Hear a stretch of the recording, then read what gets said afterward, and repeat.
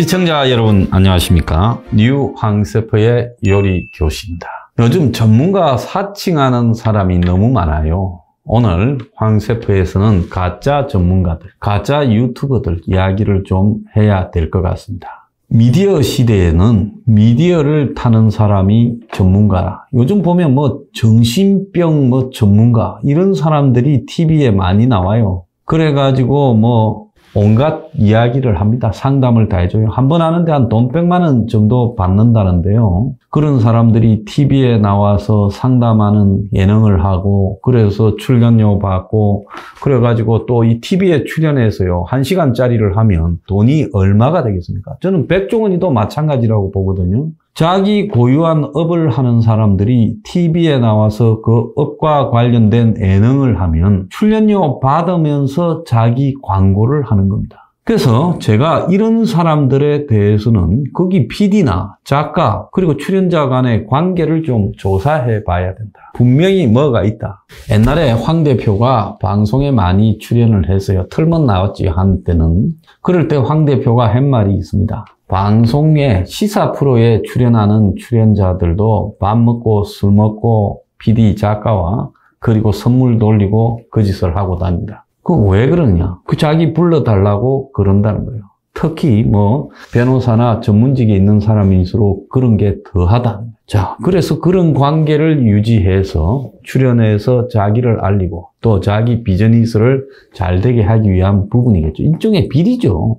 자, 그래서 제가 오늘 이런 말을 하는 이유는 요즘 경제가 위기가 오는데 그간의 TV에서 부동산 사라. 1년 내내 이야기해야 되지 않습니까? 어디에 무슨 부동산을 사라. 그래서 부동산이 지금 고점이다. 그러다가 요즘은 지금이 이제 최저점이다. 지금이 사야 될 때다. 이런 헛소리를 하고 지금이야말로 경매에 뛰어들 거다. 이런 소리를 하고 주식이 지금이 이제 2300대 코스피 지수가 있을 때 이때 사야 될 타이밍이다. 온갖 헛소리를 합니다. 그래서 이 황세퍼가 볼 때는 그들이 도대체 자기가 약을 팔고 있는 문제에 대해서 홈쇼핑이라고 생각하고 있는 거 아닌가. 홈쇼핑에 보면요. 주어진 시간 안에 가전제품을 팔고, 주어진 시간 안에 한약재를 팔고, 주어진 시간 안에 또 과일도 팔고, 별걸 다 팔지 않습니까? 거기 나와서 떠드는 이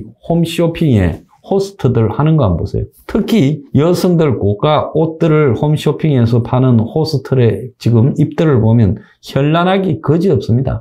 사람들을 끊임없이 유혹하면서 사도록 하는 충동을 일으키죠. 그 사람들은 자기 직업이 홈쇼핑에 나와서 자기한테 할당된 물건을 최대한 많이 파는 게 목적이지 않겠습니까? 그러니까 끊임없이 감탄사, 특히 음식 같은 걸 고기, 갈비 등을 팔고 조기 등을 팔고 이러는 사람들 보면 정말 맛있게 먹는 척하고 옷을 파는 사람을 보면 옷이 정말 우아한 척 이렇게 포장을 하고 그러죠. 그래서 저런 데 나와가지고 1시간을 저렇게 힘없이 떠들 수 있는 것도 재주라면 재주다. 근데 그들은 어차피 장사하러 나온 사람들입니다. 그 가게 앞에 보면 그냥 문만 열어놨다고 손님이 옵니까? 가게 앞에서 박수 치면서 들어오세요 하고 떠들고 또 시식시켜주고 하면 들어오지요. 그래서 그런 사람들은 결국은 남대문 시장에 가서 사세요 하면서 박수 치는 사람과 똑같은 거다.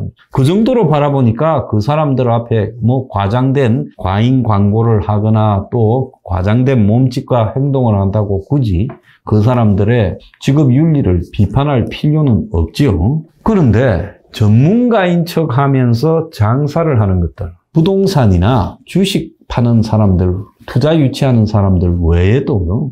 자, 이번에 우크라이나 전쟁이 나기 전에 한국에 얼마나 자기가 밀리터리 덕이라고, 밀떡이라고 하면서 전문가인 양 이렇게 자처하는 사람들이 많았는지 모릅니다. 특히 남성들 중에는요, 무기나 또 군대, 그리고 과거에 전쟁 이런 데 관심이 있는 사람이 많으니까 일정하게 수백만쯤 되는 그 남성 전쟁 무기 애호청을 상대로 밀떡 역할을 하면서 장사를 짭짤하게 해먹은 사람들이죠. 근데 실생활에서 전혀 애처하지 못한 우크라이나 전쟁이 터졌어요. 근데 여기서 자유 서방 진영, 한국의 입장에서 편들고 싶은 우크라이나 편을 들자니 우크라이나가 이길 거는 같지 않고 러시아가 확실히 이길 것 같고, 이러니까 이 사람들 중에 상당수가 방송을 하지 않았다는 거예요. 그러다가 우크라이나가 이제 9월 달 들어서 동북부 하르키우 전선에서 이제 대반격을 성공하고 나자 이제서 이 밀떡들이 이제 러시아 원망한다고 방송을 해댄다라는 진짜 밀떡인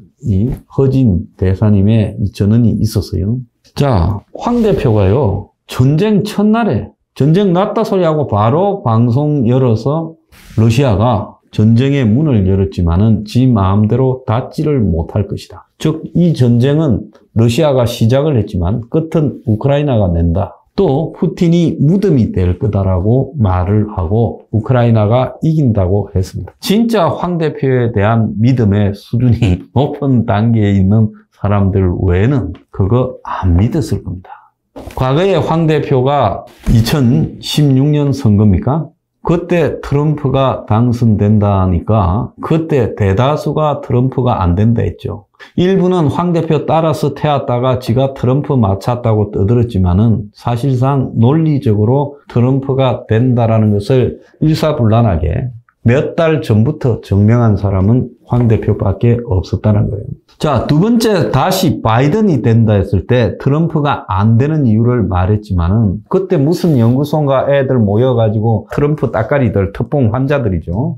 초반에 개표 결과 트럼프가 유리하니 트럼프가 된다, 바이든 된다고 했던 황은 엿됐다고 조롱하다가 이제 끝에는 허지부지 되었습니다. 어떤 사람들은 황장수가 바이든 된다고 했는데 생방송을 못할 거라고 조롱까지 하다가 나중에 내놨어요. 창피하지 않습니까? 황 대표는 자기 방송에 나와서 자기가 한 말이 설사 틀리더라도 그거를 내리거나 할 사람이 아닙니다. 아마 그 사람은 끝까지 자기 주장이 맞았다. 그리고 틀린 것도 자기는 옳았는데 상황이 틀렸다고 우기시 자기가 했던 말을 번복하지는 않을 사람이에요. 자, 적어도 정치에 관해서 평론을 하는 사람들이면 좀 틀렸을 때는요, 시인하고 또 자숙하는 모습들을 보여야 되는데 이 유튜브의 정치 방송을 보면 폭로하는 겁니다. 황 대표한테도 많은 사람이 중요한 폭로를 갖고 왔지만은 그는 거절했다는 거예요. 왜? 폭로에 충분한 개연성이 없이 누구를 돕기 위한 따까리형 폭로는 안 하는 것이 맞다. 중요한 어떤 시점에 있어서 충분한 명분이 없는 폭로는 안 하는 것이 맞다. 유튜브도 일종의 방송의 영역에 포함되고 매스미디어의 영역에 들어가고 있습니다. 자, 이런 데 나와가지고 전문가인 양 말하는 사람들이 자기 깊이가 없어서 어떤 사안에 대해서 함부로 떠들다가 틀렸으면 적어도 자숙하고 반성하고 말을 조심하는 모습을 보여야 되는데 이제는 전부 다가 뻔뻔해지는 것 같아요. 그래서 솔직히 말하면 쓰레기 정보의 홍수지 이것이 정보가 많다고 그 속에서 제대로 얻을 수 있는 정보가 많이 생기는 것은 절대로 아니라는 거죠. 그래서 전자민주주의, 디지털 민주주의라고 우리가 흔히 말하지 않습니까? 과거의 정보는 제한되고 교육받고 수준이 있는 사람들만 얻었지만 이제 매스미디어가 퍼졌고 또 매스미디어가 주류가 되면서 비주류의 정보를 유튜브나 트위터나 페이스북 등이 SNS가 대신한다 했지만은 결국은 이런 것들이 나와서 일정한 시간이 지나고 난 이후에 정보는 더 편중적이고 편향적으로 가고 있습니다. 그리고 이런 SNS가 그야말로 정보 조작에 의해서 가짜 정보를 전달하는 그런 도구적 역할을 수행하는 부분도 생기고 있어요. 그래서 정보에 대한 정확한 평가, 이런 것들을 가지고 유튜브나 페이스북이나 트위터가 평가해서 그 사람의 정보에 대해서 통제한다고 하면 저는 100번 찬성합니다. 왜? 틀린 정보를 계속해서 말하는 사람은 통제해야 되겠지요. 지금 정치 유튜브 하는 것들 한번 보세요. 양 진영에 소속되어서 이해관계로 유튜브 하는 거 말고 순수하게 대중들에게 정치 현상을 편향 없이 전달하는 사람이 몇 명 있습니까? 경제 유튜버라는 사람들 중에서 순수하게 경제 상황을 제대로 분석해서 평범한 중산층이나 서민 이런 전문 교육을 받지 못하고 특히 경제 정보는 기득권 자기들끼리만 교환하는 측면이 있지 않습니까? 또 경제 정보는 그 분석 능력에 있어서 경제를 공부하지 않은 사람은 이해 수준이 좀 떨어질 수 있죠. 자, 이 속에서 횡행하는 것은 뭐냐? 집 사라, 부동산 사라, 코인 사라. 실제로 자기가 노리는 바가 있으면서 경제 현상을 자기가 노리는 부분에 뜯어맞춰서 이야기하는 사람들. 이런 사람들이 대부분입니다. 심지어 밀리터리 덕후라는 것도 그냥 무기 수준이나 외우고 군대 수준이나 과거의 전쟁사를 단편적으로 외워서 떠드는 거지. 그들 속에 인문학적이고 지정학적이고 역사적인 맥락을 이해하면서 떠드는 사람이 별로 없다 보니까 황 대표가 전쟁 발발하자마자 이 전쟁은 우크라이나가 이기고 러시아가 진다고 말한 부분을 이해를 못하는 거죠. 러시아는 아프리카나 시리아 등에서 그야말로 수준이 한참 떨어지는 동네 양아치 수준의 군대를 데리고 러시아 군인 또 러시아의 용병 200~300명이 썰었다. 이런 것들을 자랑하고 있고 거기에 러시아 무기가 영향력을 발휘했지. 제대로 된 백인 대 백인 그리고 정상적 모양을 갖추고 있는 나라와 붙어본 적이 별로 없어요. 요 근래 붙은 적이 있어요. 2차 대전 이후에 러시아가 붙었던 국지전이나 게릴라 테러전 또 아프간전 체첸전 전부 그런 수준입니다. 아프간, 체첸이 좀 크기는 했지만 아프간에서는 패배했고 체첸도 10년 걸려서 개우 눌렀어요.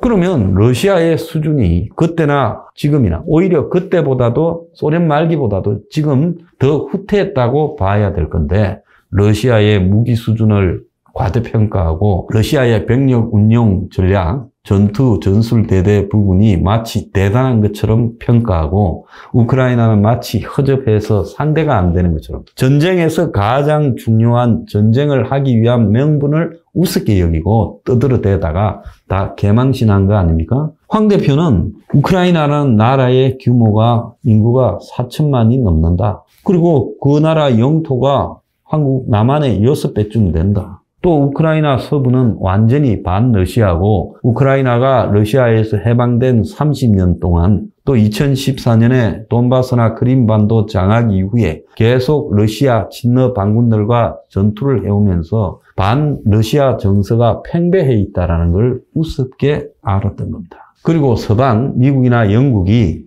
우크라이나를 러시아가 침공해서 손쉽게 먹도록 놔두지 않을 거라는 것을 우습게 본 거죠. 그러다 보니까 단순히 군사 기술이나 또 과거의 캐리어 등만 가지고 러시아라는 대국이 우크라이나를 손쉽게 먹을 거라고 떠들다가 이제 자기 말이 수습이 안 돼서 거의 좀 정신이 나가버린 것처럼 씹고 있는 유튜버도 있습니다. 그래서 이런 것들을 보면서요, 황세프는 이야기합니다. 가짜 정보를 전달하는 유튜버들, 그들에게나 노딱을 때려야지 왜 황 대표에게 노딱을 때리냐. 사람은요, 지식의 폭이 순식간에 형성이 안 됩니다. 과거에 한국 사회에서 한 40년은 칼을 잡아야 60대쯤 되어야 셰프다. 그래서 정말 요리의 명인이다라고 대우를 해줬습니다.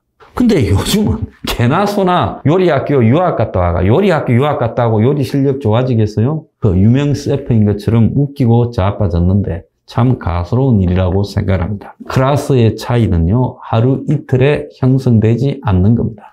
개나 소나 전문가, 클래스는 오랫동안 내공으로 완성된다.